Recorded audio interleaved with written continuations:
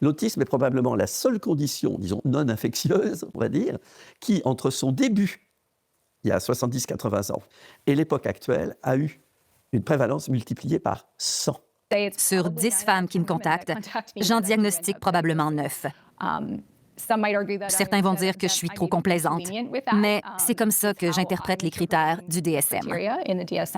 Des gens qui confirment 90% des demandes sont des gens qui font essentiellement ce que les gens leur demandent.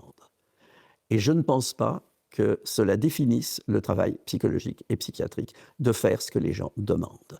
Et je ne pense pas, encore une fois, que donner aux gens exactement ce qu'ils demandent au moment où ils demandent soit ce qui leur fait le plus de bien à long terme.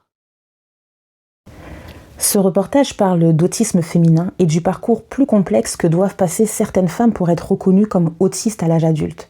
Et honnêtement, je pense qu'il met surtout en lumière quelque chose de beaucoup plus grand sur notre époque. Oui, pendant longtemps, certaines femmes sont probablement passées à travers les critères classiques qui définissent si une personne est autiste ou non.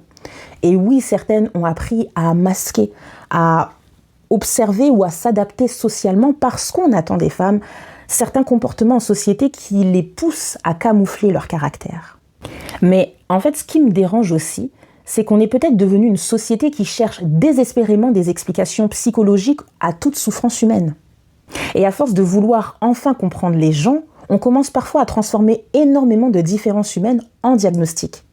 Parce qu'on vit aussi dans des contextes qui épuisent énormément les êtres humains, surtout les femmes. Toujours devoir s'adapter, performer socialement, être agréable, être lisible émotionnellement, être acceptable. Alors à la fin, certaines ne savent même plus si elles sont juste épuisées par leur environnement ou réellement atteintes d'un trouble. Être enfin comprise peut soulager, mais une société ne devrait pas seulement apprendre à diagnostiquer les gens, elle devrait aussi se demander pourquoi autant d'êtres humains se sentent intérieurement en décalage.